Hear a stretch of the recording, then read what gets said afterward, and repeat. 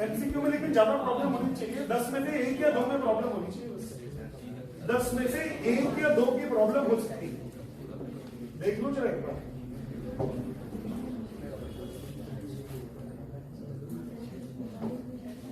ये मैंने ये सोच के दिया आपको डेरिवेशन। यार आज का पेपर ये है कि एसएचएम? आज डेट क्या है? आज का टेस्ट पेपर अपलोड करा ना नीलेश सर?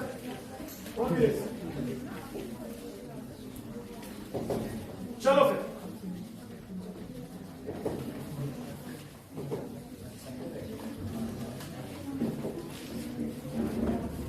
अपनी कॉपी में हेडिंग डालो,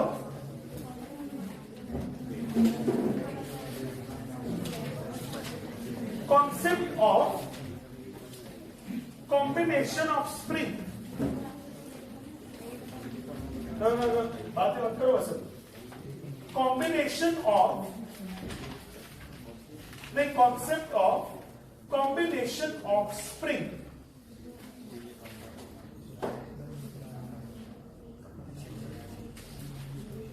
Concept of combination of spring.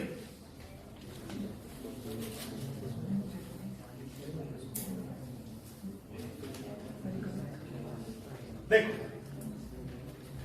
ये जो मेरा टॉपिक है आज का, ये सिर्फ कंपटीशन का टॉपिक है। It has got nothing to do with the school. अब स्कूल के बारे में तो ज्यादा बातें हमें करनी भी नहीं है।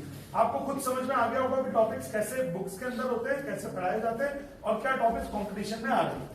और क्योंकि आप लोगों ने धीरे धीरे टेस्ट देना शुरू कर दिया है, तो वाकई में मैं इस बात को बहुत प्रेज कर रहा हूं आपको, जितने भी लोग आप टेस्ट दे रहे हैं।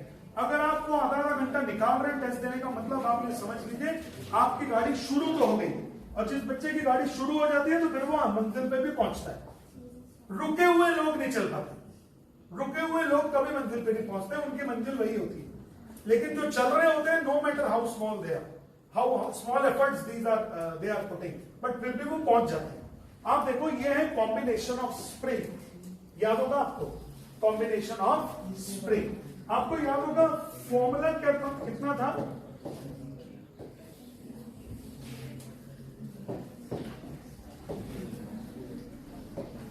टाइम पीरियड कितना था? T is equal to 2 pi under root m by k। T is equal to 2 pi under root m by k।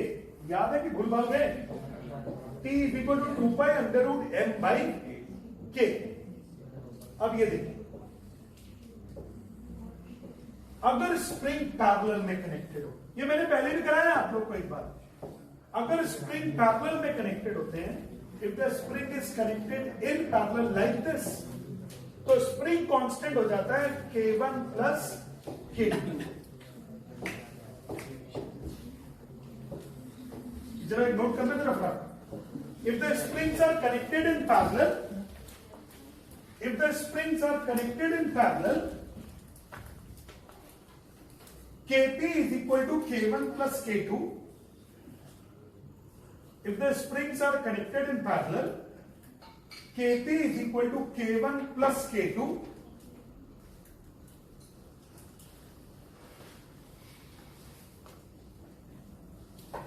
Kp is equal to K1 plus K2। तो टाइम पीरियड की value कितनी हो जाएगी?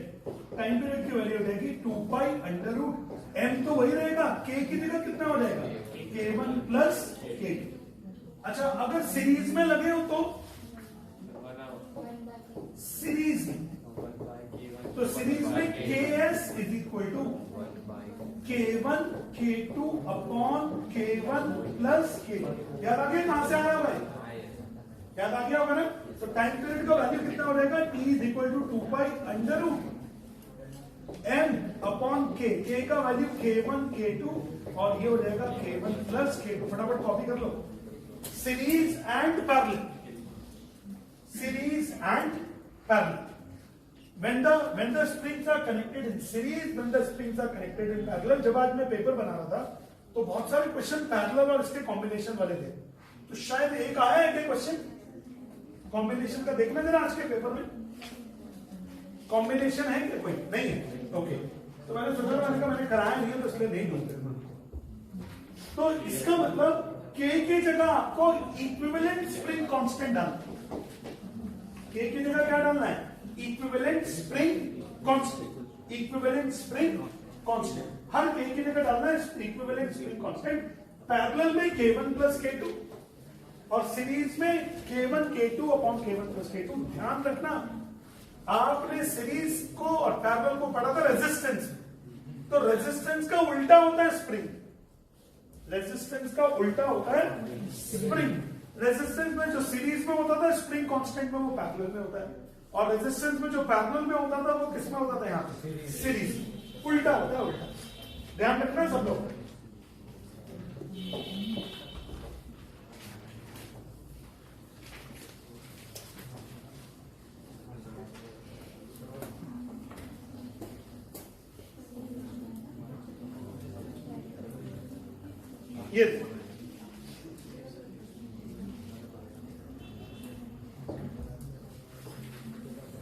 ये तीन diagram हो गए,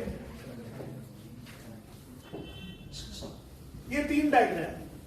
पहले वाला बिल्कुल क्लियर, पहले वाले में क्या हो रहा है? दोनों में क्या लगा है? पैरेलल। तो क्या हो जाएगा formula? T equal to 2 pi under root m upon K1 plus K2, मतलब 2K हो गया। देखो ध्यान से, कितना हो गया? 2K। सर ये हो गया है पैरेलल में, बिल्कुल ठीक। ये हो गया सीरीज में, कोई टेंशन नहीं। T equal to 2 pi under root m upon 2K, ठीक। और यहां पे कितना हो जाएगा? T equal to 2 pi under root m upon ये K के सीरीज में होंगे तो टोटल स्प्रिंग कांस्टेंट K/2 हो जाएगा। समझ में आ रहा है भाई? 1 upon K, 1 upon K, 1 upon KS, तो 2 upon K is equal to 1 upon KS। तो KS की वैल्यू होगी K अपॉन 2, तो यहाँ K अपॉन 2 डालोगे तो T is equal to 2 pi under root 2m by K, 2m by K। तो ये हो गया इनका फर्स्ट पार्ट। सेकेंड पार्ट या K1 K2, ये दोनों को जाना।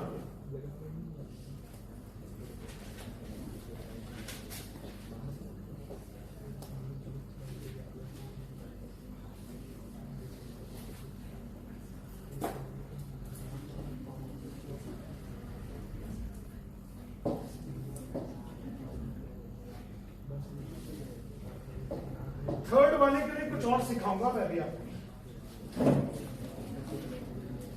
ये देखो, ये कैसे कनेक्टेड है? Spring parallel. ये कैसे कनेक्टेड है? पैरेलल। ये वाला के लिए कुछ और सिखाना है मुझे। जब एक कंप्रेशन में होता है और एक किस में होता है? एक्सपेंशन में होता है। इसको मैं सिखाता हूं भैया। अब आज का जरा मैं पेपर देखूं, अगर आ गया है तो।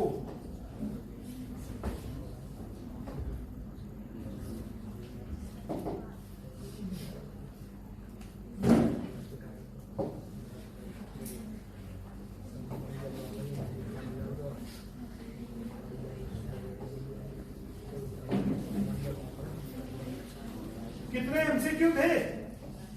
ये तो 4 क्वेश्चन में बिल्कुल सिंपल थे। अब ये बताओ इसका आंसर क्या लिखा?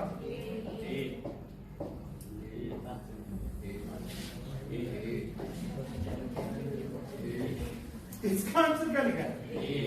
ए। इसका आंसर ए नहीं, इसका आंसर सी ऑप्शन है, ए प्लस बी। कितने लोगों ने लगाया? ए। अच्छा सुनो ध्यान से, हेलो सुनो सुनो। पहले तो उन्होंने पूछा क्या है? एम्पलीट्यूड। एम्पलीट्यूड का मतलब डिस्प्लेसमेंट। तो ये बताओ इसका एम्पलीट्यूड कितना है? ए। इसका एम्पलीट्यूड कितना है? ए। लेकिन जब इसका एम्पलीट्यूड ए है और यहाँ पे प्लस बी लिखा है, तो क्या डिस्प्लेसमेंट की वैल्यू उस टाइम पे मैक्सिमम डिस्प्लेसमेंट ए प्लस बी हो जाएगा? नहीं हो जाएगा। ये देखा प्लस बी।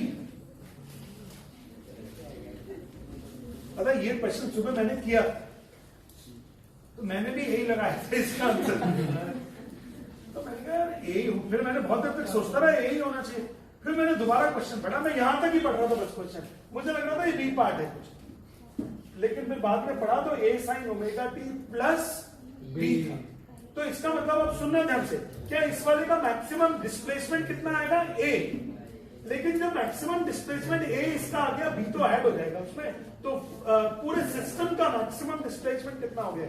ए प्लस बी। देखो मेरा काम है आपको टेस्ट में घुमाना, वो मैं घुमा रहा हूं। उसके बाद मेरा काम है जब आप घूम जाओ तो आपको सही डायरेक्शन में भी करना, आपके नेगेटिव मार्क्स को किसमें कन्वर्ट करना? Positive marks. इसी से आपकी समझ बढ़ेगी, इसी से आपकी क्या बढ़ेगी? समझ। तो चलो खैर माफ करना, पहली बॉल ही थोड़ी सी ये होता है कि अरे इसका आंसर क्या था? ए। क्यों, क्या आंसर है? सब ए ही बोल रहे। कितने लोगों ने लगाया ए आंसर? हाथ बोला ये लो। अच्छा, जितने लोगों ने ए लगा दिया ना, मतलब उन्होंने कल की क्लास बहुत ध्यान से पढ़ी, उनको समझ में आ गया y is equal to r sine omega t में आर क्या होता है? एम। मतलब ये बात भी अच्छी बात है कि कहीं ना कहीं आपने अच्छे से क्लास पढ़ी। बस वो बात अलग है कि जो टेस्ट पेपर आया उसमें एक स्टेप आगे पूछा। चलो कोई नहीं, अरे बस कोई नहीं यार, रो मत। अच्छा, क्वेश्चन नंबर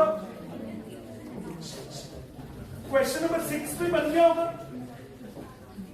देखो ये क्वेश्चन मैंने आपके लिए दिया था, कल का जो टॉपिक था, what is the maximum acceleration. याद करो, मैक्सिमम एक्सेलरेशन होता कहां है? मीन पोजीशन पे कि एक्सट्रीम पे? एक्सट्रीम। तो इसका मतलब इसके लिए मैक्सिमम के लिए सुनते जाओ ध्यान से। तो फॉर्मूला होता है y is equal to maximum acceleration of the particle, y is equal to 2 sine pi by 2t plus 5। तो वेलोसिटी कितनी हो गई है? 2 साइन की जगह कितना हो जाएगा? cos pi by 2t plus 5, और t का कोफिशिएंट पाई बाय 2, तो यहां पे कितना हो जाएगा? पाई बाय 2।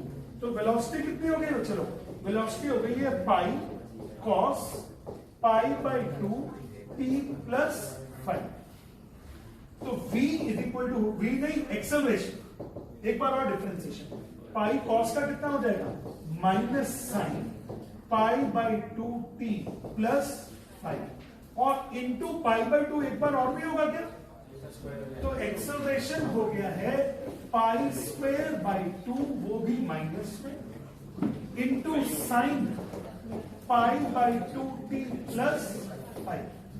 अच्छा अब सुनना ध्यान से, यहां पे चाहिए y के लिए चाहिए 2, तो यहां पे मैंने 2 से मल्टीप्लाई कर दिया, 2 से डिवाइड कर दिया। तो a is equal to minus 5 square upon 4, और ये कितना हो गया? y।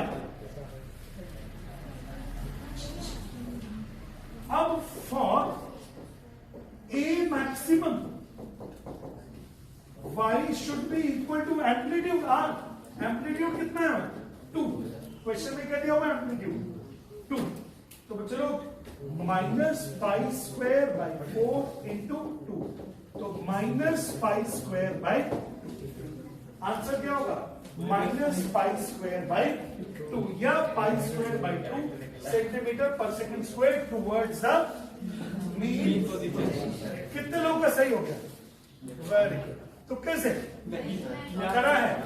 चलो अच्छा, कुछ लोग ऐसे भी होंगे जो जिनको लग रहा होगा यार हमने अप्रोच सही लगाई थी, मेरी छोटी सी मिस्टेक हो गई। देखो अब थोड़ा मेच्योरिटी लेवल पे पढ़िए, अभी हंसी मजाक मत करिए, बिल्कुल मेच्योरिटी पे पढ़िए, सिंसियरली पढ़िए, अपनी मिस्टेक्स को आइडेंटिफाई कीजिए और उनको रूल आउट कीजिए। जब आप मिस्टेक करते हैं और फिर रूल आउट होती है तो आप आगे बढ़ते हैं हमेशा। ये हो गया रूल आउट। आंसर कितना हो गया? Pi square by 2। अच्छा ये तो बन गया होगा, क्यों 7 बना कि नहीं बना?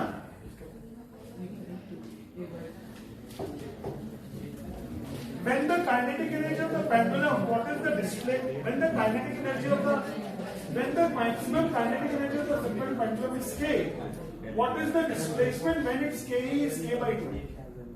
बहुत इजी है। काइनेटिक एनर्जी का फॉर्मूला कितना होगा? Half m omega square r square minus.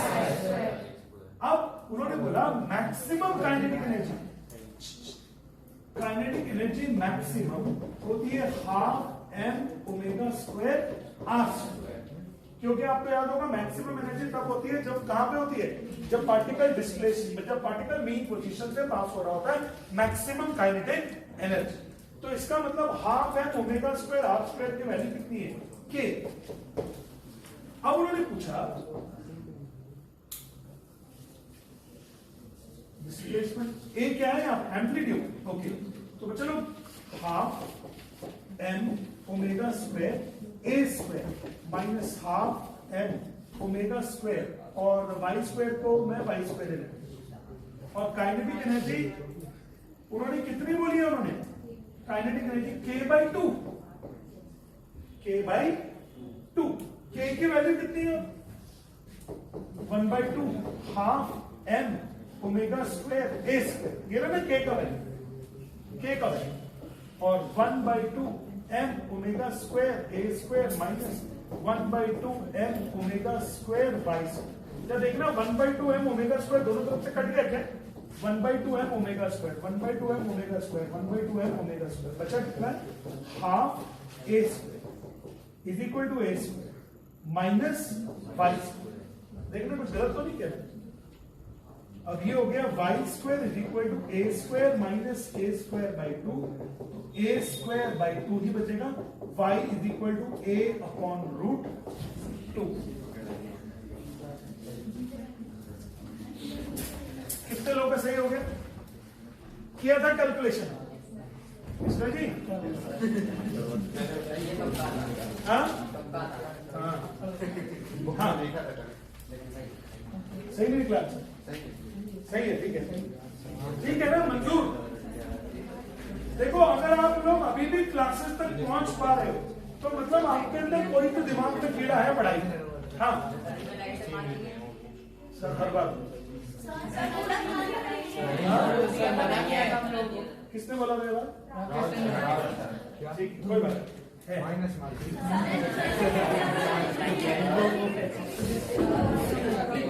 वो तो अच्छा। कुछ और ऐसा प्रॉब्लम तो नहीं आ रहा है इसमें जो आप मुझसे पूछना चाहोगे। इसका आंसर 11। आज का पेपर का लेवल मैंने बहुत डाउन रखा था, मैंने एक एक क्वेश्चन ढूंढ ढूंढ के बनाया आज का पेपर, मिक्स ने लिया पेपर को। हाँ बोल बोल बोल कीजिए, अरे नहीं बोल बोल, धोखा हो गया क्या कि सर वो नेगेटिव मार्किंग नहीं,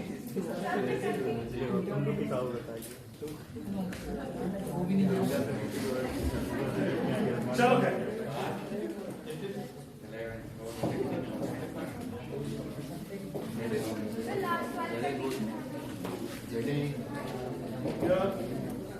अब मुझे आप पेपर दिखा दो तो बता दो।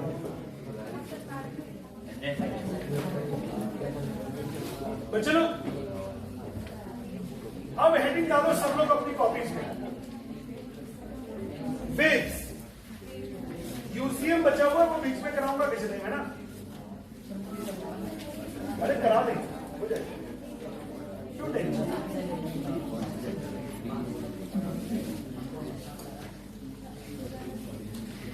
क्या है कि अगर मैंने आज वेव शुरू नहीं किया ना तो फिर हमारा टॉपिक जो है ना अधूरा ही रह जाएगा।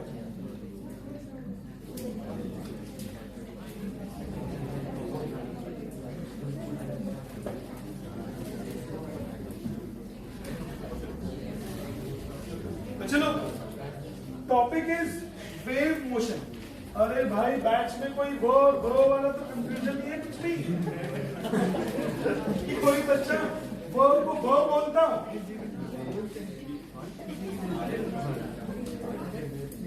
I like waves in the sea. पापा you should have also come with me, है ना। चलो ध्यान से सुनो, चलो अब हम लोग पढ़ रहे हैं, चलो वेव्स को सुनिए। देखो वेव्स जो पढ़ा है एग्जैक्टली, सबसे पहली बात तो जब से खत्म हुआ था सरफेस टेंशन, जब से खत्म हुआ था सरफेस टेंशन, वहां से लेकर और आगे के जितने भी टॉपिक हैं ये बच्चों के स्किपिंग ट्रेंड्स में जाते हैं। स्किपिंग ट्रेंड्स मतलब सर कभी कोचिंग गए, कभी नहीं गए, कभी घर में पढ़ा, कभी नहीं पढ़ा, कुछ समझ ही नहीं आ रहा, क्या समझ में आ रहा है क्या नहीं समझ में आ रहा है, कौन सा टॉपिक पढ़ लिया है, कौन सा टॉपिक छूट गया है। ये वाले यहां के बाद ये प्रॉब्लम्स होती हैं, क्योंकि आपका ध्यान बहुत जगह भटकता है। कभी स्कूल के एग्जाम आ रहे हैं, कभी कुछ कभी कुछ कभी कुछ कभी कुछ, तो उस चक्कर में ये प्रॉब्लम्स होती हैं। तो ये वाले टॉपिक स्किपिंग ट्रेंड्स में जाते हैं। स्किपिंग ट्रेंड्स का मतलब है जब आप 2024 में जब आप एग्जाम दे रहे होंगे 2024 में, तो 2024 में जो एग्जाम दे रहे होंगे तो उस एग्जाम में ये टॉपिक्स पता नहीं आपके प्रिपरेशन के साथ में जाते हैं कि नहीं जाते। तो मैं आपके लिए कोशिश कर रहा हूं कि ये टॉपिक्स आपके साथ में जाएं, उसके लिए हम लोग इन लेवल्स पर पढ़ाई करते हैं। अब वेव्स का मतलब क्या होता है सुनिए। वेव का मतलब है it is a type of a disturbance. जैसे मैंने क्लैप किया, तो इस क्लैप ने it is so wave, it is a type of a disturbance. Disturbance का मतलब ये होता है एनर्जी क्रिएशन। एक हाथ हटा के तुम्हारे गाल लगा दूंगा, समझ गए? यही मॉडल दे दूंगा तेरे को। ये वेव सोच सोच के बहुत फंस रहा है, बार बार आंख बंद कर रहा है, बार बार, कि जिससे वो एज्यूम कर रहा है कुछ होगा। चलो क्या, मैं अपना बढ़ाता हूं यार, मेरा टाइम बहुत कीमती है। तो चलो सुनिएगा ध्यान से।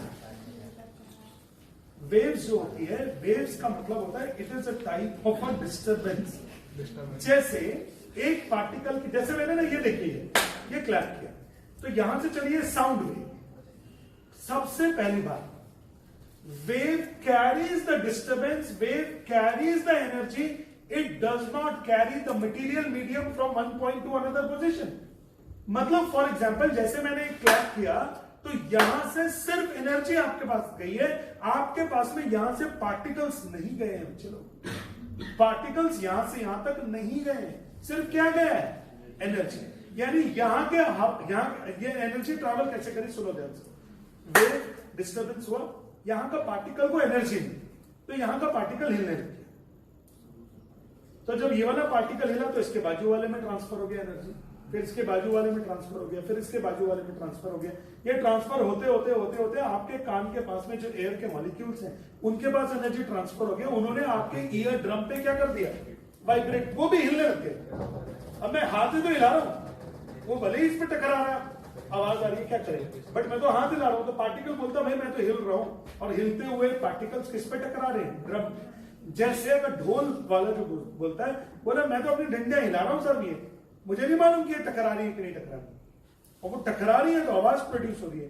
तो ऐसे ही जब आपके ईयर ड्रम के ऊपर कुछ एयर मॉलिक्यूल्स वाइब्रेट करते हुए टकराते हैं, तो उससे एक सेंसेशन क्रिएट होता है, और वो सेंसेशन आप और हम समझते हैं। उसी को बोलते हैं लैंग्वेज। उसी को क्या बोलते हैं? लैंग्वेज। कि भैया आपने कौन सी लैंग्वेज सीख रखी है, कि आपने कौन से टाइप के वाइब्रेशन सीख रखे हैं, आपने कौन से टाइप के वाइब्रेशन सीख रखे हैं। चलो, तो चलो, इसका मतलब आपके दिमाग में दो बातें अच्छे से बैठ जाएंगी।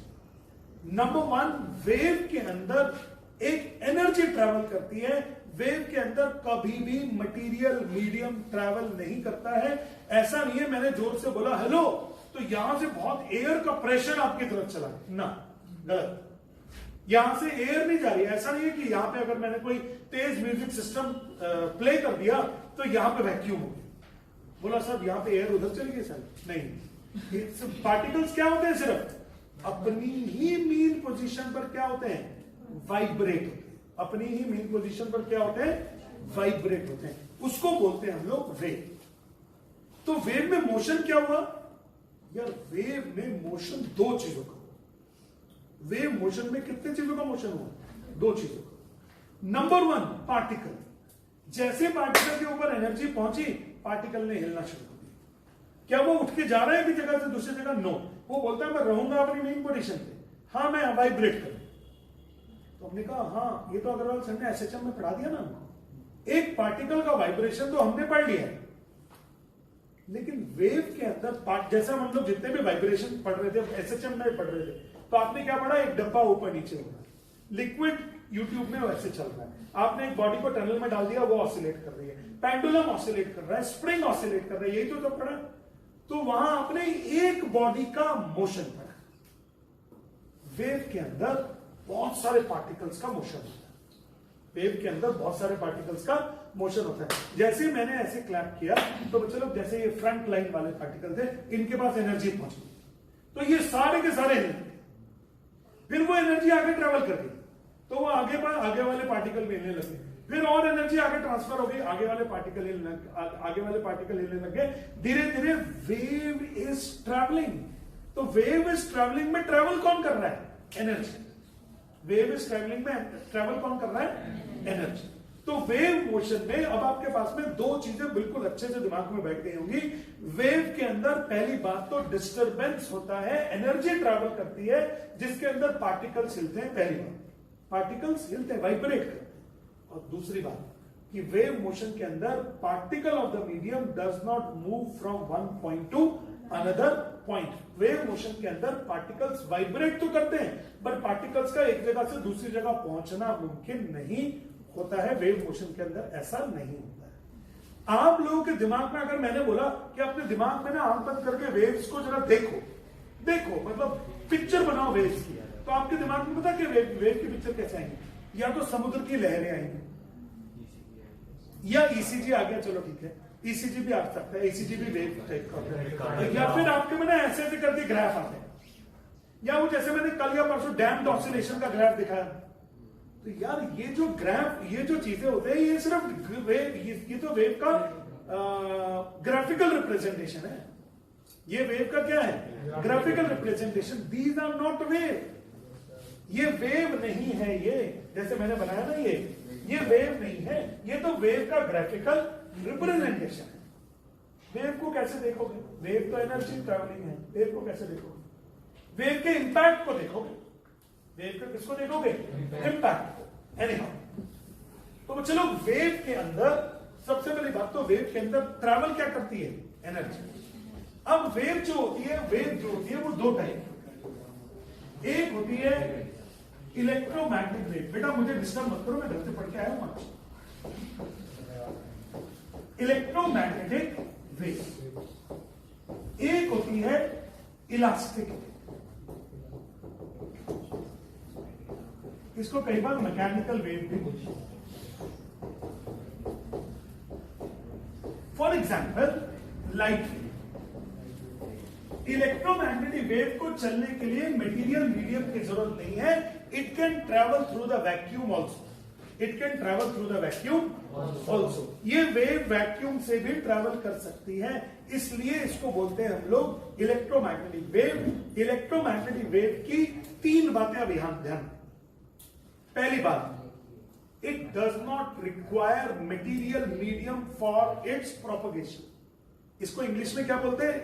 एनर्जी के फैलने को क्या बोलते हैं? Propagation. Propagation of the wave. Propagation of the wave. Propagation of the wave के लिए मटेरियल मीडियम की जरूरत नहीं है। ऐसा नहीं है वेव बोलेगा भाई मैं यहां से वहां जाना चाहता हूं, या तो एयर दो, गैस दो, सॉलिड दो, लिक्विड दो, किसी तो कुछ चीज तो दो जिसमें मैं ट्रैवल करूं। इलेक्ट्रोमैग्नेटिक वेव तो वेव बोलते हैं मुझे किसी भी चीज की जरूरत नहीं। इलेक्ट्रोमैग्नेटिक वेव, इस वजह से ये वैक्यूम से भी ट्रैवल कर जाती है। दूसरी बात, और तीसरी बात, इसकी स्पीड कितनी होती है? स्पीड ऑफ लाइट 3 × 10⁸ मीटर्स पर सेकेंड। 3 × 10⁸ मीटर्स पर सेकेंड। बट इसका मैक्सिमम कॉन्सेप्ट क्लास 12 वेव का, इलेक्ट्रोमैग्नेटिक वेव का पूरा कॉन्सेप्ट कहां पे है? 12th में। इस बार नहीं है, कोई बात नहीं। चलो फिर भी तीन बातें तो समझ गए। पहली बात, दूसरी बात, तीसरी बात। तीसरी बात 3 × 10⁸ मीटर पर सेकेंड। दूसरी बात वैक्यूम, और तीसरी बात does not require material medium.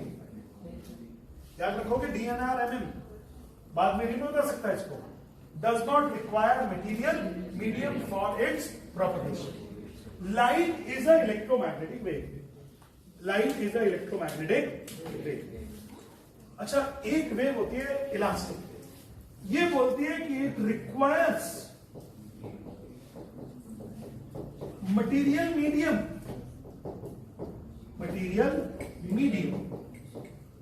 For propagation.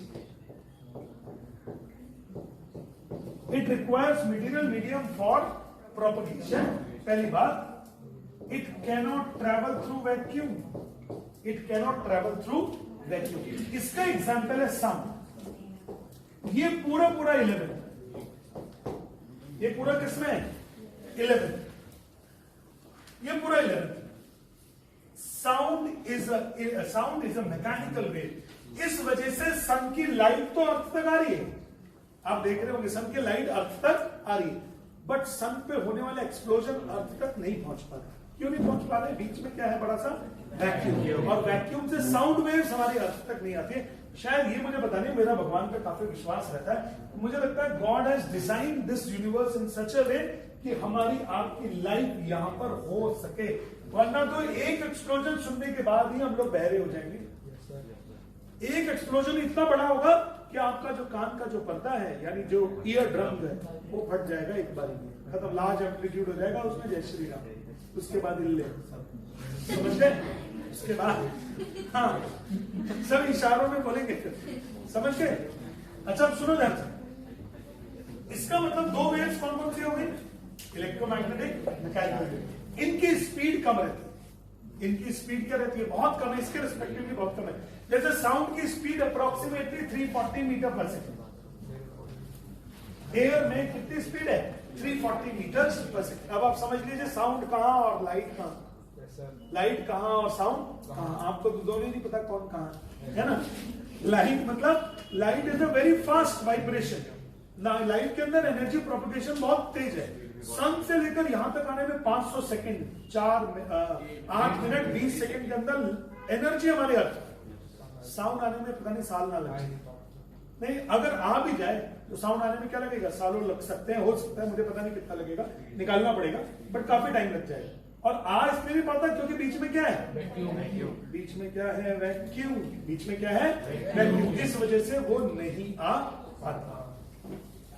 कोई प्रॉब्लम? तो इसका मतलब अब आपके दिमाग में वेव्स के दो मॉडल क्रिएट होते हैं, एक इलेक्ट्रोमैग्नेटिक वेव और एक इलास्टिक वेव। फटाफट इन दोनों को बनाओ जरा, थोड़ा नोट्स बना लो हल्के से, छोटे मोटे, थोड़ा जल्दी से।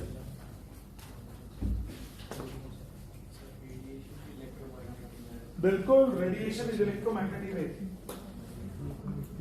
Radiation is electromagnetic wave.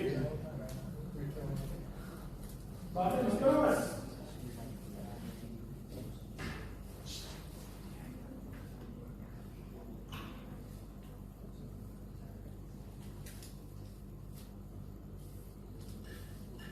Radiation is electromagnetic wave.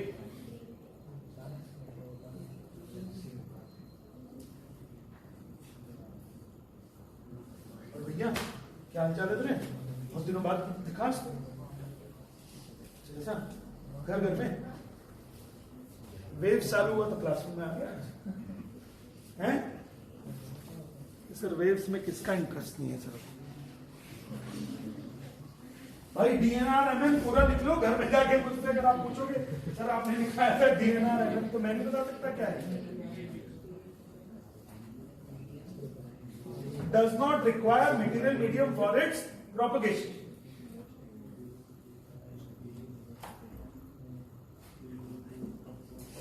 तो चलो, on the basis of the requirement of the medium, we have categorized waves into two parts, electromagnetic waves और मैकेनिकल वेव्स।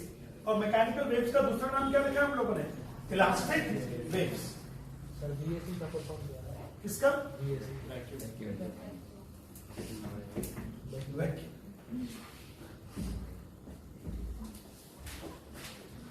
Vacuum, vacuum. हो गया बच्चे लोग? तो इसका मतलब हो गया, पूरे जल्दी से कॉपी कर लो बस। नहीं हो पाएगा अभी? अरे एग्जाम भी होगा, देखो गलत बात। एग्जाम जैसा काम मत करो भाई।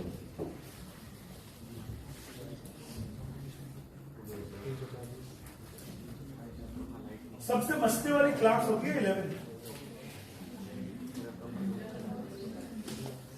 12th में अच्छे अच्छे सीधे हो जाते हैं।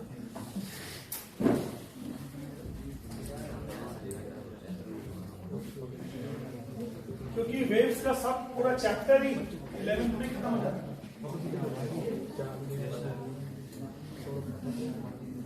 चल अब बच्चे लोग सुनो मेरी बात। मैंने क्या हुआ, जैसे मैंने बोला सुनिए प्लीज, जैसे मैंने बोला टाइप्स ऑफ स्टूडेंट्स, तो टाइप्स ऑफ स्टूडेंट्स के बताने के लिए एक तो हो गया जेंडर बेस्ड, मेल फीमेल, एक हो गया है लंबे छोटे, एक हो गया मोटे पतले, है ना, एक जिनके दांत साफ हैं, एक जिनके दांत गंदे हैं, समवॉट लाइक दिस, एक वो जो नहाते हैं, एक वो जो नहीं नहाते। यानी कि जब हम डिस्क्रिमिनेशन करते हैं तो कोई पैरामीटर चाहिए होते हैं, on what basis you are discriminating. किसी ने बोला मार्क्स के बेसिस पे बताओ, 50% से ज्यादा वालों को अलग करो, 50% से कम वालों को अलग करो। हमने कहा सारी कम वाले नहीं, अलग नहीं हुए, है ना। तो मतलब क्या हुआ, जब भी कभी हम टाइप्स पढ़ते हैं तो उसके लिए पैरामीटर पढ़ना पड़ता है, किस बेसिस पे आप डिफरेंशिएट कर रहे हैं। तो जो मैंने अभी डिफरेंशिएशन किया था, that was based on the requirement of medium, that was based on the requirement of medium. यानी अब मैं क्या बोल रहा हूं, एक स्टेटमेंट को सुनना थोड़ा सा और धीरे धीरे बोलूंगा, ध्यान से सुनिए। आज तो मैम ने बोला कि थोड़ा सा जरा आप स्लो बोला करो, हम वीडियो में सुनते हैं तो दिक्कत होती है। अच्छा चलो ठीक है, सुनो ध्यान से। The waves can be classified into two parts. One is an electromagnetic wave, another is an elastic wave. This differentiation is based on the requirement of the medium. Those waves which require medium for their propagation are called electromagnetic waves, and which does not require any material medium, that is called the electromagnetic wave, and those require material medium for their propagation are called elastic wave. Sound wave नहीं, elastic wave. Elastic wave का example है क्या, sound। और हमने 11th में sound wave भी पढ़ना है। 11th में क्या पढ़ना है, sound wave। अच्छा अब सुनिएगा ध्यान से। वेव्स जो होती है ना, वो दो टाइप की और होती है। एक होती है ट्रांसवर्स,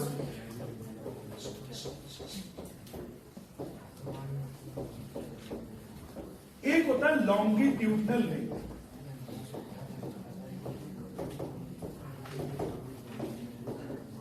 ये कुछ लोग ना इसको लॉन्जिट्यूडनल भी बोलते हैं, कुछ लोग लॉन्गिट्यूडनल बोलते हैं, कुछ लोग बोलते हैं लॉन्जिट्यूडनल, और अधिकतर लोग कुछ नहीं बोलते, है ना। अधिकतर लोग कुछ नहीं बोलते, बस पढ़ लेते। तो आप सुनिएगा ध्यान से। जैसे मैंने कोई भी एक वेव प्रोड्यूस करी, नॉट नेसेसरी कि हर बार साउंड ही प्रोड्यूस करूंगा, वैसे हमारे बस का साउंड वेव ही प्रोड्यूस करना होता है। हम लोग यहां से थ्रोट से क्या प्रोड्यूस कर सकते हैं, साउंड वेव ही प्रोड्यूस कर पाते हैं, कोई और वेव तो मैं हीट तो रेडिएशन नहीं कर सकता हूं। हालांकि हीट रेडिएशन भी हो रहा होगा मेरी बॉडी से, 38-37 डिग्री सेंटीग्रेड की रेस्पिरेशन हो रहा होगा अंदर, तो उससे हीट रेडिएशन तो हो रहा होगा, तभी तो ठंड लगती है। बट हम थर्मल प्रॉपर्टीज पे ना जाके अभी हम लोग इस पे चलेंगे। तो मैंने बोला कि जैसे मैंने कोई एक वेव प्रोड्यूस करी, तो वेव प्रोड्यूस करी तो वेव का देखो ये है propagation, this is called DOP, direction of propagation. क्या हो गया, डायरेक्शन ऑफ प्रोपगेशन। अब बीच में कोई एक पार्टिकल है, ये देखो ये बीच में एक पार्टिकल है। अब जब वेव गई तो इस पार्टिकल ने वेव को एब्जॉर्ब किया। वेव एब्जॉर्ब करने का मतलब क्या एब्जॉर्ब हुई है, एनर्जी। और वेव और एनर्जी जब एब्जॉर्ब होगी तो एनर्जी एब्जॉर्ब होने के बाद इनका क्या शुरू हो जाएगा, मोशन। अब सुनिएगा ध्यान से, वाइब्रेशन, ऑसिलेशन। अगर इस पार्टिकल का वाइब्रेशन डायरेक्शन ऑफ प्रोपगेशन के परपेंडिकुलर होगी, मतलब ये पार्टिकल ना देखो, ये है डायरेक्शन ऑफ प्रोपगेशन, ये क्या इस तरफ वेव जा रही थी, वेव एनर्जी, वेव मतलब एनर्जी इस तरफ गई, और ये पार्टिकल जो था, जो भी बीच में वेव को मिला, वो पार्टिकल उसके परपेंडिकुलर हिलने लग गया। देखो कैसे, या ऐसे उछकने लग गया,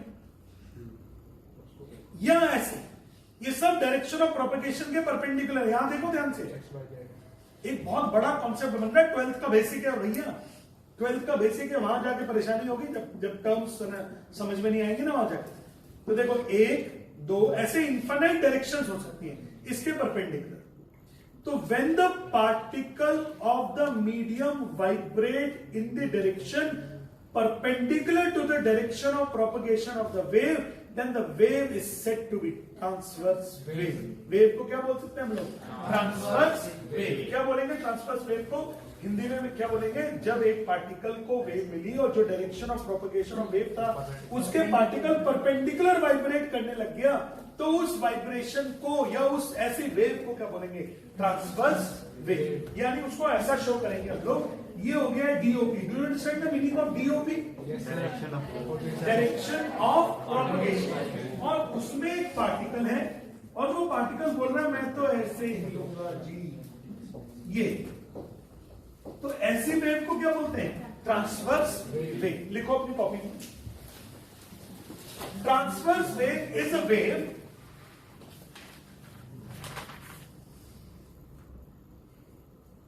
Transverse wave is a wave in which the particle of the medium vibrate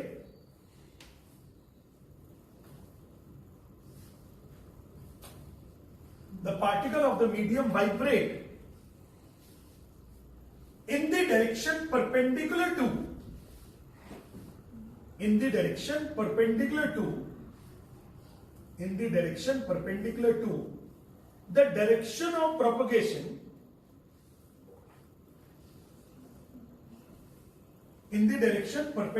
to the direction of propagation of wave.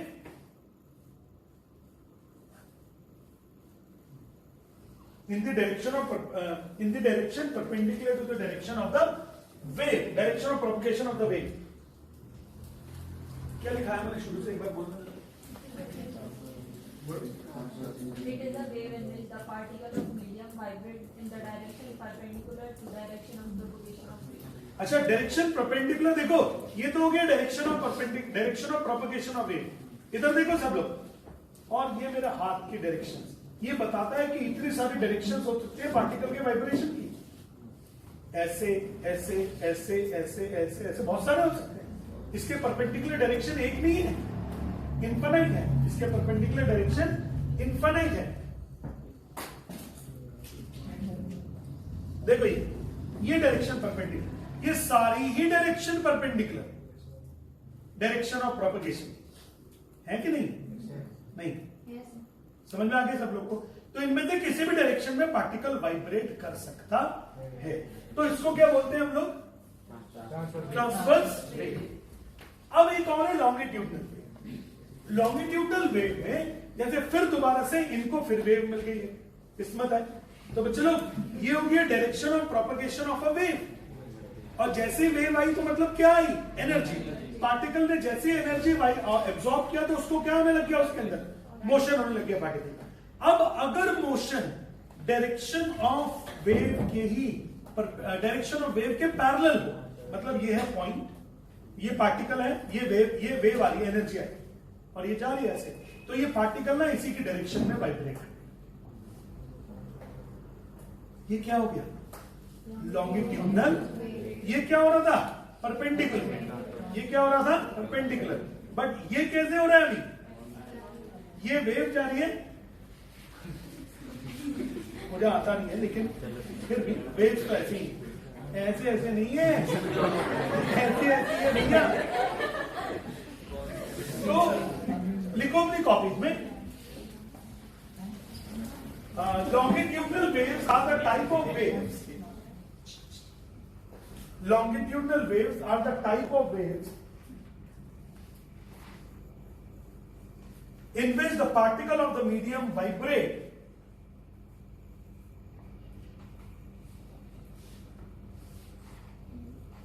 in which the particle of the medium vibrate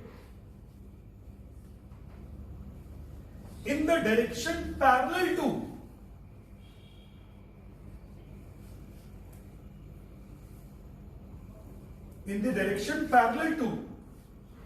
the direction of propagation of wave. In the direction parallel to the direction of propagation of the wave.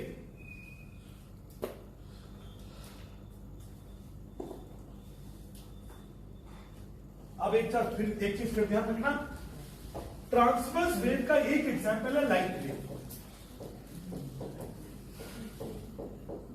और एक example है sound. Longitudinal waves का क्या example है? Sound wave. आप याद करो, शायद आपने स्पीकर्स को हिलते हुए देखा हो कभी, जब डीजे वगैरह में कभी म्यूजिक बजता बहुत तेज हो रहा है तो उसके स्पीकर हिलते हैं। तो अगर ऐसी डायरेक्शन ऑफ प्रोपगेशन है तो उसके स्पीकर ऐसे लेंगे, पार्टिकल्स भी एयर के कैसे लेंगे, ऐसे। जैसे मेरी आवाज हेलो, तो ये आवाज का डायरेक्शन ऑफ प्रोपगेशन ऐसा है, तो इस आवाज के लिए पार्टिकल ऐसे ही हिल रहे, पार्टिकल ऐसे नहीं हिल रहे। समझ रहे हो सब लोग मेरी बात को? नहीं आ रहा। ऐसे डायरेक्शन ऑफ प्रोपगेशन के पैरेलल जब पार्टिकल हिलता है तो उसके उस टाइप की वेव को क्या बोलते हैं हम लोग? Longitudinal wave.